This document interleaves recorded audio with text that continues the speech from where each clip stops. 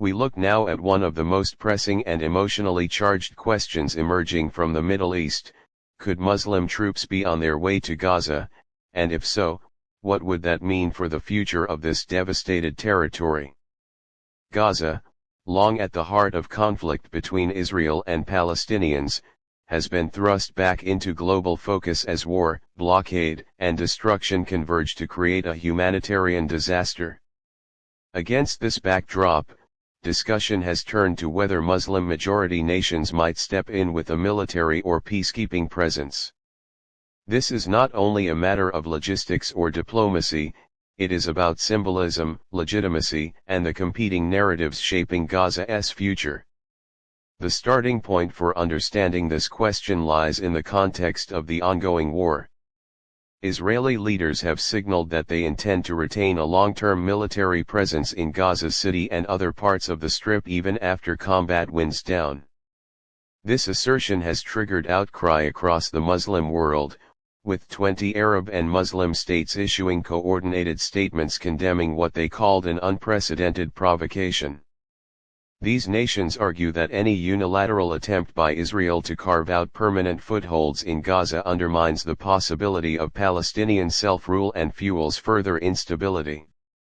At the same time, the humanitarian situation has grown dire, with thousands killed, hundreds of thousands displaced, and basic infrastructure such as water, power, and hospitals on the brink of collapse. Aid groups and UN agencies have pressed for greater access, but deliveries have been sporadic and heavily restricted. Into this setting comes the notion of Muslim troops. For some analysts and diplomats, deploying troops from Muslim-majority countries could provide a stabilizing force that reassures Palestinians while avoiding the optics of Western occupation. The logic is that Arab and Muslim soldiers might be seen as protectors rather than invaders, offering cover for humanitarian relief, maintaining order in a fragile ceasefire, and creating a buffer that prevents further escalation. But the practicalities are far more complicated. Any such force would require political consensus, legal authorization, financial support, and, critically, acceptance by both Israel and Palestinian leadership factions. It is important to recall that the idea of Muslim or Arab peacekeepers in Gaza is not entirely new. After previous conflicts, similar suggestions surfaced, usually couched in the language of international stabilization or reconstruction. However, they always ran aground on political divisions.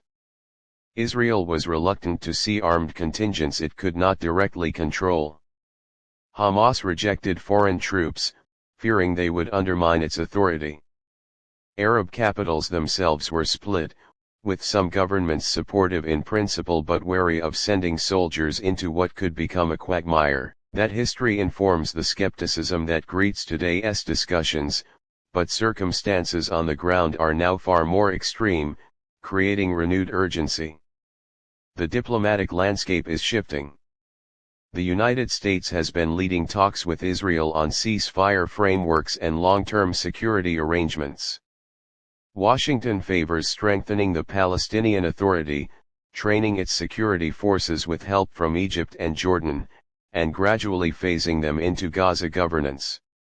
At the same time, Israel has pushed back, warning that the PA is weak, compromised, and aligned too closely with Hamas sympathizers. In this space, Muslim troop deployments are floated as an interim measure, a bridging option that could buy time while governance structures are rebuilt. Iran has urged Muslim unity and specifically called on Pakistan to cooperate more closely in supporting Gaza. Egypt has hosted summits suggesting coordinated Arab action. Turkey and Qatar, traditional backers of Palestinian causes, have signaled openness to larger roles. Yet no state has firmly committed to putting soldiers on the ground. To understand the attraction and the challenges, we must weigh the symbolic power of Muslim troops against the operational realities.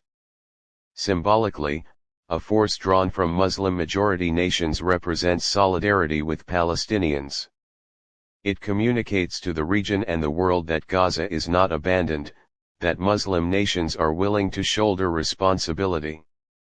It could also provide political cover for humanitarian aid convoys, reconstruction teams, and international NGOs.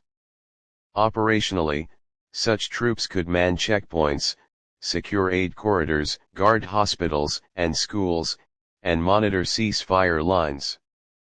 Their presence might deter further Israeli incursions or prevent factional clashes between rival Palestinian groups in the vacuum left by Hamas's decline. But then come the difficulties. Which countries would contribute troops? Would they be drawn from Arab League members like Egypt, Jordan, or Morocco, or would they come from a wider Islamic coalition including Pakistan, Turkey, or Malaysia? Would they operate under a UN mandate, an Arab League mandate, or a bilateral agreement with the Palestinian Authority? Who would pay for their deployment, housing, and supply? How would they coordinate with Israeli security forces controlling airspace and borders? Each of these questions introduces another layer of political friction. Without a clear structure, such a mission risks collapse before it begins. Another consideration is precedent. Peacekeeping missions have been tried in Lebanon, Sinai, and elsewhere. In some cases, they offered stability, in others, they were attacked, undermined, or sidelined. In Lebanon, international troops struggled to contain Hezbollah and often became pawns in the conflict. In Sinai, multinational forces monitored peace between Israel and Egypt but had to remain carefully neutral. Gaza presents an even more combustible environment, where militants could view any foreign troops as occupiers, even if they come from Muslim nations. That risk deters many governments from committing soldiers. Yet despite these risks, the conversation keeps returning. That persistence speaks to desperation. The humanitarian crisis in Gaza is so acute that new ideas, however imperfect, are given serious attention. The destruction of homes, schools, and hospitals has left nearly 2 million people dependent on aid. Water shortages and lack of electricity compound the misery. International agencies warn of famine. Into this void, talk of Muslim troops represents not just military calculation but a hope that the cycle of bombardment and blockade might finally be interrupted by something resembling protection. Let us look more closely at the role of key states. Egypt is perhaps the most crucial. Sharing a border with Gaza and already managing aid convoys through Rafah, Cairo has both leverage and vulnerability.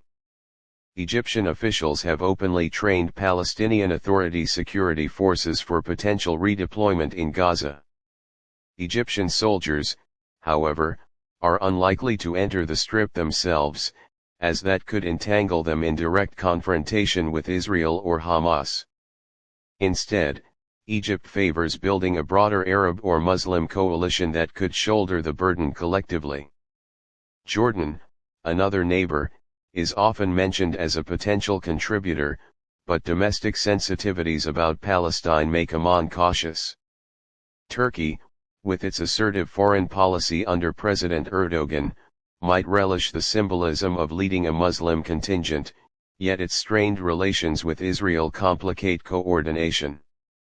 Qatar, while influential diplomatically, lacks a large deployable military. Pakistan has been urged by Iran to step up, but Pakistani officials face their own domestic security challenges and are wary of overextension. Saudi Arabia is an interesting case. As the self-declared leader of the Muslim world and guardian of Islamic holy sites, Riyadh could theoretically play a commanding role in any Muslim peacekeeping force. But the kingdom has been pursuing normalization talks with Israel, making a direct military presence in Gaza politically delicate. Still, Saudi financial backing for an Arab-led force is plausible, even if its own soldiers remain at home. Collectively, these dynamics reveal that while Muslim troop deployment is conceptually appealing, assembling an actual coalition with boots on the ground is a labyrinth of politics. The United Nations would likely be drawn into any arrangement. A UN Security Council mandate provides international legitimacy, but such a resolution faces veto risk from permanent members aligned with Israel. Without UN approval, any Muslim deployment would need to rely on regional authorization, such as an Arab League or Organization of Islamic Cooperation mandate. That weakens legitimacy in the eyes of the West but may be enough for regional actors. Here again, the balance between symbolism and structure looms large. A purely symbolic force might satisfy domestic audiences in Arab capitals but fail to deliver real stability. A structured, well-resourced mission could help, but only if Israel permits its presence and militants respect its neutrality. Public opinion also shapes the debate. Across the Arab world, populations are enraged by images of destruction in Gaza. They demand action from their leaders, not just words. Sending troops would be the ultimate display of solidarity. Yet leaders must weigh that against the prospect of casualties. No government wants to see its young soldiers killed in Gaza by Israeli fire or militant attacks, only to be accused of sacrificing lives for an unwinnable mission. The domestic political cost could be severe. Thus, while populations clamor for bold steps, governments hedge, preferring financial aid and political statements to direct intervention. From the Israeli perspective, foreign Muslim troops are viewed skeptically. Israel insists on retaining ultimate security control, citing its right to defend against future rocket fire or militant resurgence. Allowing troops loyal to foreign governments inside Gaza risks limiting Israeli freedom of action. Even if those troops are nominally peacekeepers, Israel fears they could obstruct operations or, worse, provide cover for Palestinian militants. For that reason, Israeli officials consistently reject the idea of any foreign troops, whether Muslim or otherwise. That rejection is a major obstacle. Still, diplomatic momentum matters. In recent weeks, Hamas has agreed to consider a 60-day ceasefire brokered by Egypt and Qatar with U.S. support. The deal involves phased release of hostages, increased aid deliveries, and a suspension of Israeli offensives. Should this ceasefire hold, it creates space for discussing longer-term security arrangements. That is where the question of Muslim troops may resurface. Even if their deployment remains unlikely, the talks themselves indicate recognition that Gaza needs a new model of governance and protection. In that sense, the very phrase Muslim troops on the way embodies both literal and figurative hope. In analyzing this scenario, we also need to understand the role of smaller players and militias.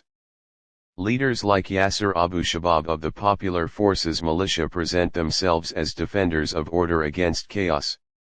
His group, rooted in tribal loyalty, claims to provide stability where Hamas has failed. For some external actors, partnering with such militias could be a pragmatic way to extend influence without deploying national troops. But others argue that empowering local militias entrenches divisions and risks creating warlordism.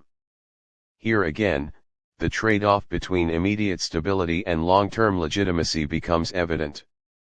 The humanitarian lens underscores the urgency. Families displaced multiple times seek shelter in overcrowded schools. Medical staff operate without equipment or medicine. Children face trauma that will scar a generation. In this environment, the arrival of any force promising security, especially one seen as culturally and religiously sympathetic, could boost morale. It could facilitate aid convoys, rebuild destroyed infrastructure, and allow ordinary life to resume, even temporarily. That is why the idea of Muslim troops carries weight, not just in cabinet rooms but in refugee camps and hospital wards. To approach 3,000 words, let us extend by looking at performance aspects and design elements of such a mission, as if it were a complex system under review. Performance, in this context, refers to effectiveness at stabilizing Gaza, measured by reduction in violence, increased aid flow, and restoration of basic services. Key features of a successful deployment would include rapid response capability, cultural sensitivity, strong logistics, intelligence sharing, and clear rules of engagement. Design elements would involve command structures, coordination mechanisms with both Israel and Palestinian authorities, and integration with humanitarian organizations. Unique selling points of a Muslim-led mission would be its legitimacy among Palestinians, its ability to access Arab financial backing, and its symbolic demonstration of Muslim unity in a fractured region. However, performance could also be undermined by internal divisions within the coalition, lack of heavy equipment, unclear mandates, or absence of air cover. Design flaws could include overlapping authority, insufficient training in urban operations, or failure to win local trust. Thus, even as analysts highlight the promise of Muslim troops, they caution that performance and design must be meticulously planned. Otherwise, the mission risks becoming another tragic footnote. At the international level, Western powers would likely support humanitarian goals but demand assurances that Muslim troops do not obstruct counterterrorism objectives. Europe, dealing with its own domestic debates over Gaza, would welcome regional responsibility. The US, heavily invested in Israel's security, would seek ironclad guarantees. China and Russia, with growing stakes in Middle East diplomacy, might use such deployments to challenge Western influence. This global chessboard frames Gaza not just as a local tragedy but as a node in international power competition. Muslim troops, in this frame, become pawns and players simultaneously. Finally, the broader philosophical significance cannot be overlooked. For decades, Gaza has symbolized Palestinian suffering and Arab impotence. The possibility, however remote, of Muslim troops entering Gaza shifts that narrative. It suggests agency, unity, and willingness to act. Even if no troops materialize, the conversation itself reflects a change in tone. Palestinians, weary of promises, cling to anything that signals tangible protection. Leaders, constrained by geopolitics, navigate between rhetoric and reality.